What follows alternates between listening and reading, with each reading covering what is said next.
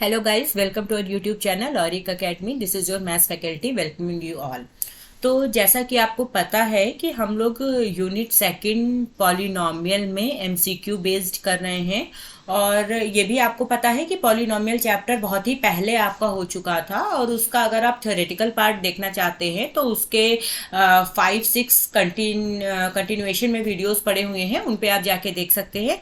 लेकिन अगर आप एमसीक्यू करना चाहते हैं, जैसा कि कहा जा रहा है कि आपका जो टर्म 1 है उसमें एमसीक्यू आएंगे, तो आप इसके जो भी क्वेश्चंस मैं करा रही हूँ वो कर लीजिएगा।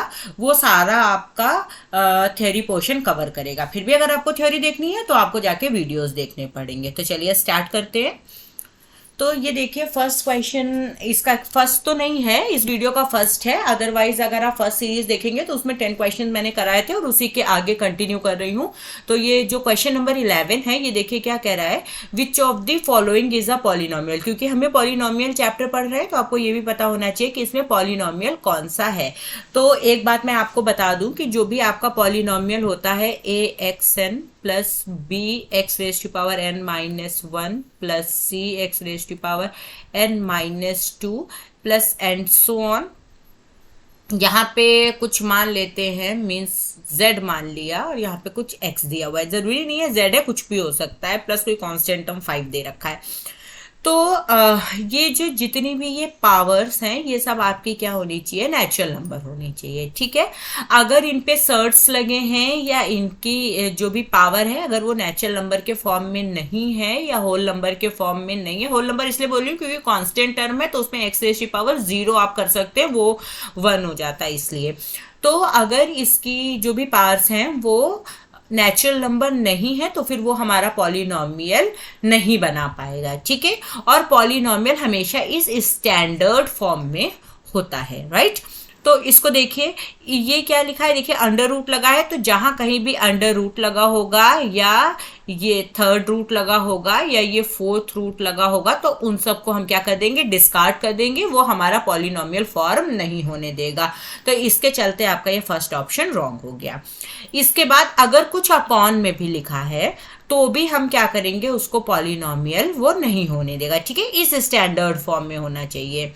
तो इस फॉर्म से चेक करिए क्या ये इस फॉर्म में है, तो नहीं है। क्यों? क्योंकि ये p/q फॉर्म में है जहां पर q में कोई x के टर्म्स में दे रखा है। ठीक है, तो ये भी हमारा पॉलिनोमियल फॉर्म नहीं होने देगा। चलिए जरा थर्ड वाला चेक करते हैं। तो देखिए x की पावर 4, एक्स रेज की power 4 plus x square plus 7, तो ये हमें कुछ इस फॉर्म में दिख रहा है। यहाँ पे a की जगह 1 है, n की जगह 4 है, प्लस b 0 है और c की जगह आपका 1 है और इसकी पावर n माइनस 2, 4 माइनस 2 करेंगे तो 2 हो जाएगी और प्लस कांस्टेंट टर्म 7 दे रखा है। तो ये है हमारा पॉलिनोमियल। ठीक है, जरा लास्ट वाला चेक करते हैं। इसमें देखिए ये तो ठीक कह रहा है लेकिन इसमें क्या कर रखा है, फोर्थ रूट दे रखा है, तो इसलिए ये भी नहीं बनाएगा। तो इससे आपको क्लियरली पता चल रहा होगा कि कौन सा इसमें पॉलिनोमियल है। तो सी है। देखिए ये मोस्ट इंपॉर्टेंट क्वेश्चन है क्योंकि ये पॉलिनोमियल चैप्टर है, तो अगर इसमें इजीएस्ट क्वेश्चन भी बनेगा तो भी आपसे एक पॉलिनोमियल पूछ लिया जाएगा और थ्योरेटिकल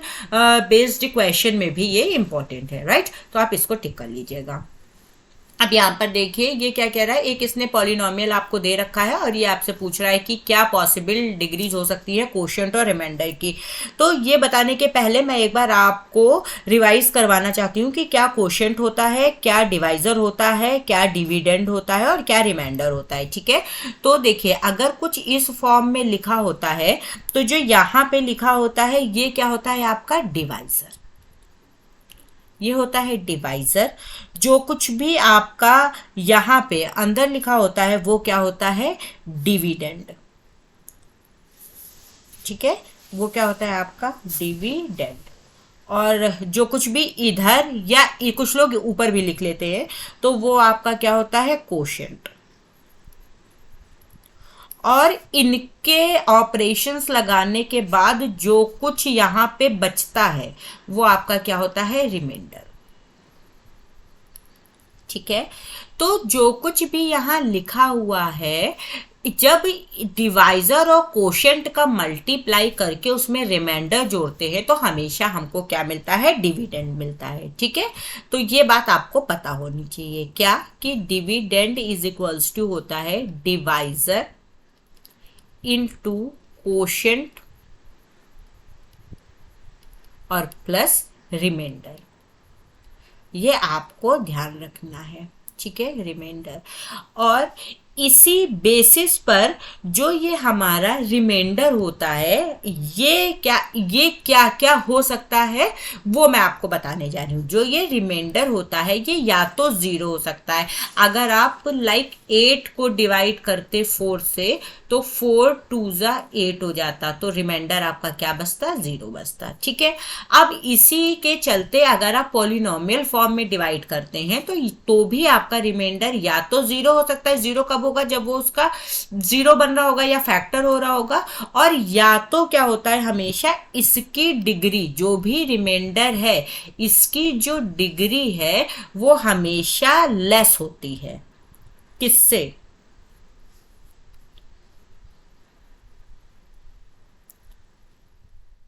ये जो यहाँ पे ये कोशेंट, मतलब जो भी आपका यहाँ पे ये आएगा डिवाइजर से हमेशा रिमाइंडर की डिग्री लेस होती है। ये चीज आप ध्यान रखिएगा। ठीक है, वरना आप एक बार और डिवाइड कर ले जाएंगे तो रिमाइंडर आप अल्टीमेटली उसको बोलते हैं जिसकी डिग्री या तो डिवाइजर से कम हो या वो खुद में पूरा का पूरा 0 हो जाए। ठीक है, तो ये आपको ध्यान रखनी है। यही आपका क्या होता है, डिवाइजर एल्गोरिथम फॉर पॉलिनोमियल होता है। ठीक है, तो ये आपको बहुत इजी है, ध्यान रखना है। और इसका जो स्टैंडर्ड फॉर्म होता है वो ये होता है, p x is equals to g x into q x plus r x.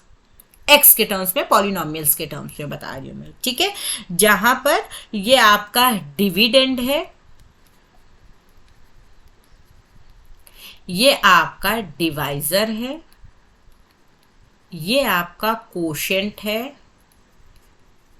और ये आपका रिमाइंडर है। ठीक है, अब इसी को देखिए हम क्वेश्चंस में कैसे अप्लाई करेंगे। तो ये मोस्ट इंपॉर्टेंट है, जितने हम लगा सकते उतने हम लगा लीजिए और इंपॉर्टेंट इसको टिक कर लीजिए। तो चलिए इस पे बेस्ड क्वेश्चन देखते हैं।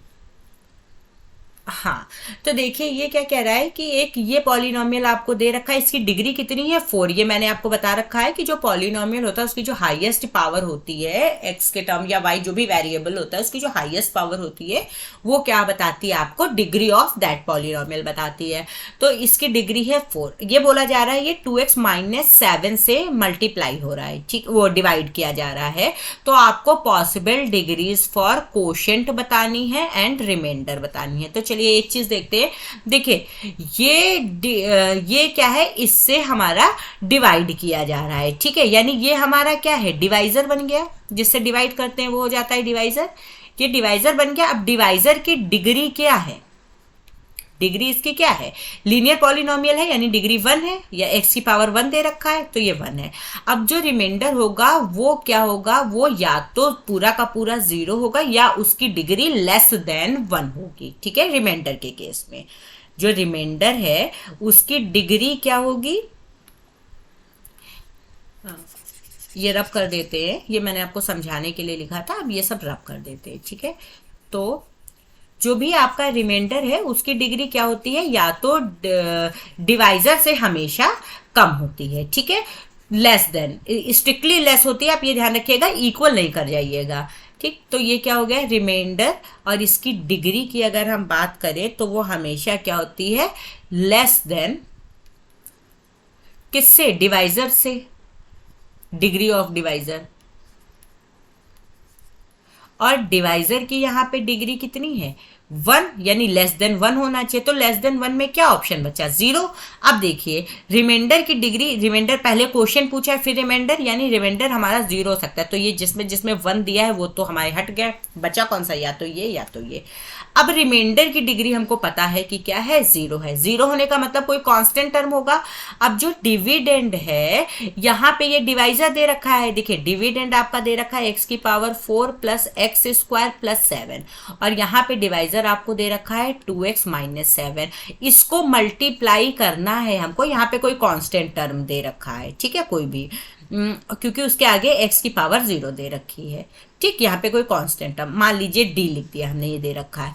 अब यहाँ पे किससे मल्टीप्लाई करें कि इसकी पावर 4 आ जाए, तो ये आपको पता है, ये 4 माइनस इसकी डिग्री कर दीजिए, तो ये 4 माइनस 1 यानी कि क्या हो गया, 3। तो यानी कि यहाँ पे जो सबसे पहला टर्म होगा ये x³ बनेगा जाकर के। जो भी यहाँ पे कांस्टेंट टर्म लगाना है वो आप लगा दीजिएगा। डिवीजन रूल आई होप अब आपको अच्छे से आ गया होगा, नहीं आ रहा है तो आप इसकी पॉलिनोमियल की वीडियोस देख लीजिए तो और क्लियर हो जाएगा आपको। तो यहाँ पे क्यूब से करना पड़ेगा, यानी कि इस कोशेंट की डिग्री कितनी हो जाएगी, ये मैक्सिमम पावर हो गई ना, तो ये डिग्री कितनी हो गई इसकी, 3। इसलिए ये ए वाला सही है, ये वाला भी गलत हो गया क्योंकि इसमें 4 दे रखा है। और एक तरीका और है, देखिए उससे भी मैं बता देती हूँ, थोड़ा लॉन्ग है बट कर ले जाएंगे आप। तो पहले ये सारा रब कर देती हूँ फिर बताती हूँ। तो इसका देखिए ये सही था, इसका देखिए अगर हम यहाँ पे ये लिख लें x⁴ प्लस x² प्लस 7, और इसको हमको डिवाइड करना है 2x माइनस 7 से, तो कितना, यहाँ पे देखिए x दे रखा है, यहाँ पे x⁴ 4 है, तो यहाँ हमको x³ से करना पड़ेगा, और यहाँ पे 2 दे रखा है, यहाँ पे 1 है, तो यानी कि यहाँ पे 1/2 से करना पड़ेगा। तो ये कितना आ जाएगा, x⁴, और एक ये क्यूब वाला टर्म आ जाएगा, क्यूब का है नहीं तो यहाँ पे लगा लेते हैं -7/2 x³ है ना। तो देखिए, और अगर इसको आप सब्ट्रैक्ट करेंगे तो ये दोनों कैंसिल हो जाएंगे, और यहाँ से ये आपका बचा 7/2 x³ प्लस x² और प्लस 7, ये एज इट इज उतार लिए जाएंगे। और यहाँ पे x³ है तो अब अगला टर्म क्या आ जाएगा, 2, यहाँ पे 2 दे रखा है, तो ये 7/ हमको 4 करना पड़ेगा, या 2 से 2 कैंसिल हो गया, केवल 7 से करना पड़ेगा। 7/2 लिखेंगे और ये 2 से 2 कैंसिल हो जाएगा, ठीक है। तो नहीं, 7/4 लिखेंगे तब ये कैंसिल होगा और ये 7/2 आ जाएगा जो हमको यहाँ चाहिए था। और यहाँ पे हो गया हमारा x², इसको थोड़ा सा साफ लिख लेते हैं,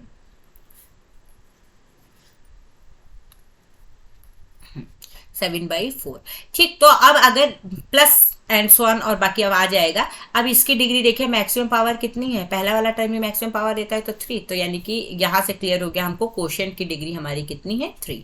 तो 3 वाला यही ऑप्शन था, तो यानी ये और ये तो अपने आप डिस्कार्ड हो गए। इसके बाद देखिए, अगर हमसे रिमाइंडर की पॉसिबल डिग्री पूछी जाती तो यहाँ से देखिए इसकी डिग्री कितनी है, 1, तो ये 1 से छोटा होना चाहिए था, तो रिमाइंडर अपने आप 0 आ जाता, तो आप सीधे से यहाँ पे ए वाला टिक कर देते। अब आपको जैसे ईजी लग रहा हो आप वैसे करिएगा। चलिए नेक्स्ट क्वेश्चन पे चलते। देखिए ये हमसे डायरेक्ट रिमाइंडर पूछ रहा है कि what is the remainder r दिया भी हो सकता है, नहीं भी दिया हो सकता है। आपको रिमाइंडर से भी क्लियर होना चाहिए और आपको कैपिटल आर से भी क्लियर होना चाहिए कि रिमाइंडर के लिए हम कैपिटल आर यूज करते हैं जब इसको डिवाइड करना है किससे, इससे। तो देख लीजिए, जब भी इसको डिवाइड करना है तो जिससे डिवाइड करना है उसको पहले इज 0 कर लीजिए, तो x माइनस 3 इज 0 कर लिया। यहाँ से आपको क्या मिल गया, x इज 3 मिल गया। अब इसमें x इज 3 पुट कर दीजिए, तो ये कितना हो जाएगा, 3 का स्क्वायर प्लस 5 × 3 और -7, तो 3 का स्क्वायर कितना हो गया, 9 प्लस 15 -7, ठीक है। तो इनको जोड़ दीजिए, तो ये हो गया 24 -7, तो कितना आ गया, 17, ये टिक कर दिया, ठीक। अच्छा एक चीज और है, देखिए अगर ये बोले कि find the remainder when it is full totally divided by कुछ नंबर दिया हो, तो वहां पे जो भी आपका ये px लिखा हो, सॉरी ये वाला जो px लिखा होता है उसको हम इज इक्वल्स टू 0 कर देते हैं वो वैल्यू डाल के, ठीक है। या आप वीडियोस देखिएगा तो वहां से क्लियर हो जाएगा। अभी मैं ये क्वेश्चंस करा रही हूँ तो इसमें जहां जो यूज होगा वो बताती चलूंगी।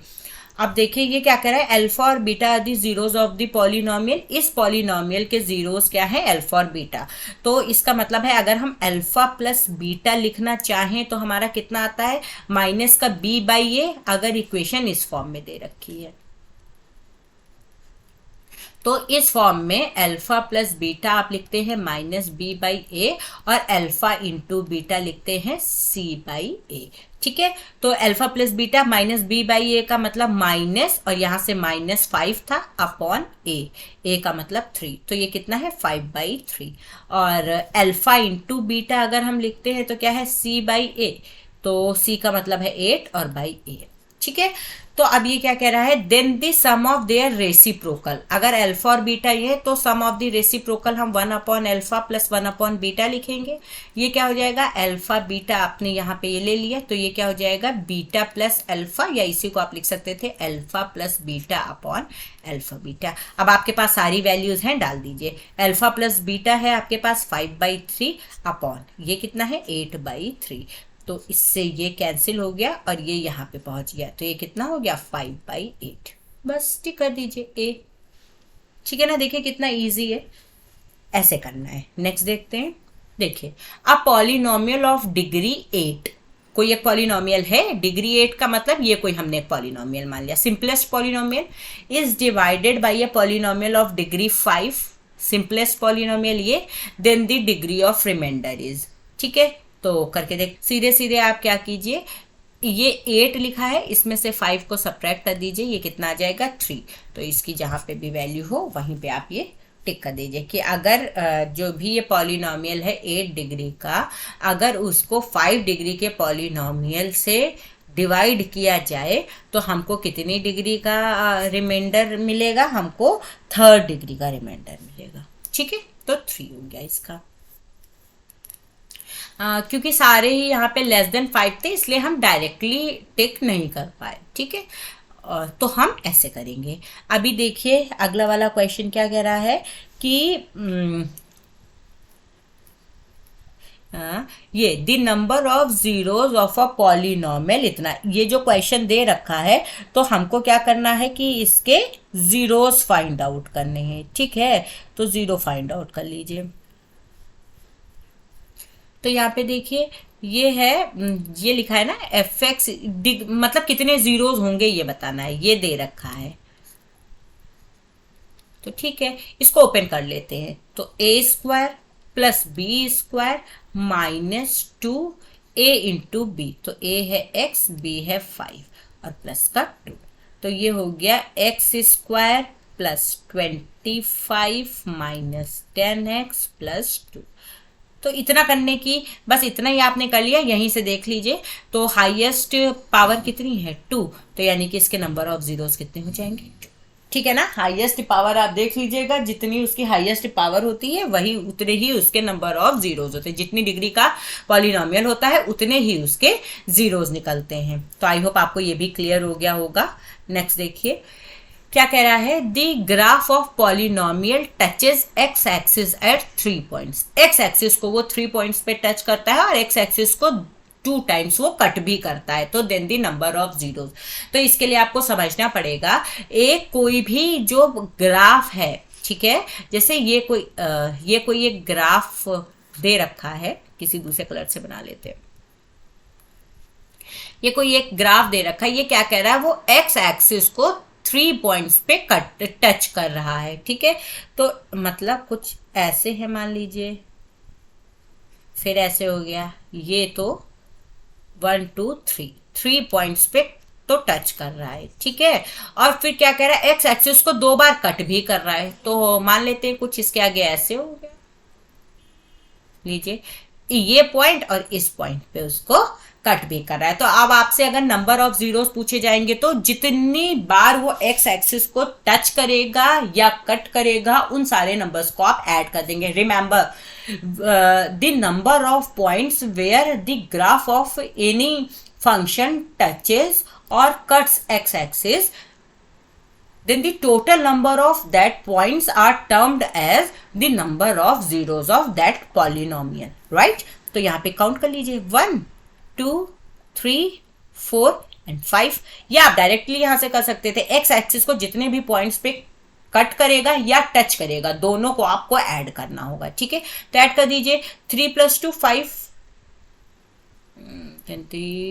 अच्छा, इसमें 5 ऑप्शन नहीं दे रखा है, इसको 1 की जगह आप 5 कर लीजिए, ये मिसप्रिंट हो गया है, इसकी जगह 5 कर लीजिए, तो आप ए वाले को ही टिक कर देंगे। ठीक है, बाय मिस्टेकन था कि 1 नहीं लिखा गया था। चलिए मैं लिख भी देती हूँ और यहाँ से ये इरेज भी कर देती हूँ। ठीक है,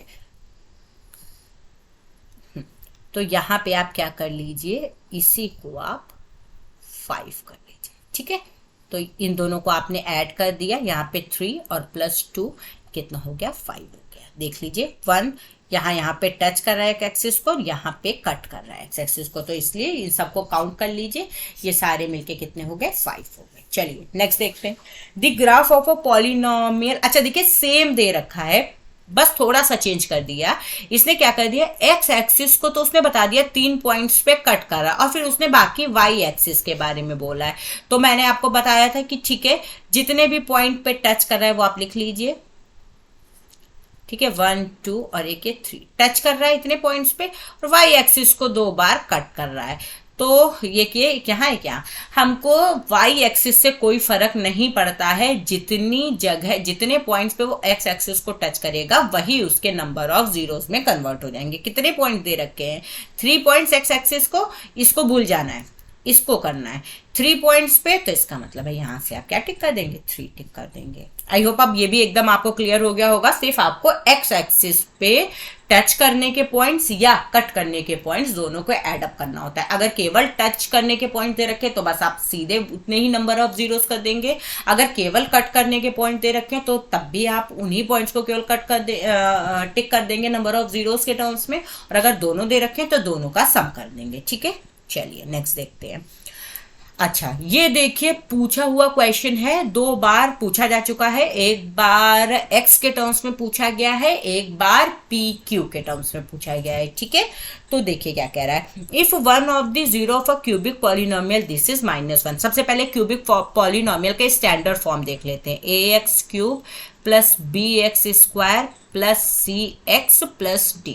ये एक हमारा क्यूबिक अगर पॉलिनोमियल दे रखा है और इसके हमसे जीरोस बोल रखे हैं कि अल्फा बीटा गामा है, तो अगर हम सम ऑफ दी जीरोस करते हैं यानी alpha plus beta plus gamma करते हैं, इसकी वैल्यू आती है हमेशा -b/a। अगर हम दो जीरोस का सम करते हैं, ठीक है, तो इसकी वैल्यू आती है c/a, और अगर हम तीनों का प्रोडक्ट कर देते हैं तो इसकी वैल्यू आती है -d/a। आपको ये ध्यान रखना है कब, जब ये पॉलिनोमियल दे रखा है। ठीक है, जब सम करेंगे तो -b/a। आपको याद होगा जब आप सेकेंड डिग्री पॉलिनोमियल कर रहे थे या क्वाड्रेटिक पॉलिनोमियल कर रहे थे तभी भी -b/a आता था। जब आप वहां पे 2 ही रूट्स थे तो उनका प्रोडक्ट केवल अल्फा बीटा हो जाता था, तो वो c/a आता था। अब लेकिन यहाँ पे 3 रूट्स है तो पहले 2 रूट्स का सम होगा और फिर तीनों रूट्स का सम होगा, या ठीक है, यानी कि पहले sum of product of 2 roots होगा, then sum of the product of all roots 3 ही है तो sum of product of all 3 roots, या sorry zeros. In the case of polynomial we considered 0 and in the case of equation we considered root.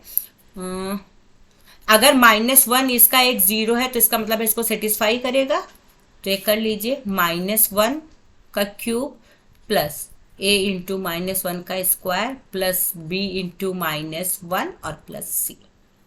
तो ये हो गया -1 plus a minus b plus c, और ये हो गया, ठीक है, ये यहाँ पे छोड़ दिया इसको।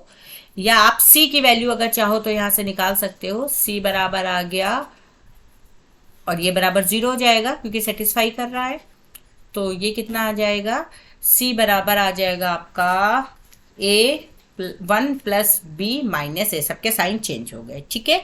और यहाँ से देखिए alpha plus beta plus gamma, alpha beta gamma, इन तीनों की वैल्यू अगर हम निकालना चाहें तो क्या जाता है, माइनस का d/a और d की जगह है c, तो माइनस का c/a का मतलब है 1। तो ये आ गया alpha beta gamma is equals to minus का c, और अल्फा की वैल्यू है -1, तो -1 इंटू बीटा गामा बराबर माइनस सी, तो माइनस से माइनस कट गया, तो यहाँ से सी बराबर कितना आ गया, बीटा गामा, और सी आप यहाँ ऑलरेडी निकाल चुके हैं तो वैल्यू डाल दीजिए। बीटा गामा बराबर कितना आ गया, 1 + b - c। ठीक है, तो आप ऐसे कर सकते हैं। ये अप्रोच ज़्यादा इजी है, ये अप्रोच रखिएगा। वहाँ पे मैंने अभी जस्ट पहले इसके आपको थ्योरी बताई, आपको थ्योरी देख लीजिएगा।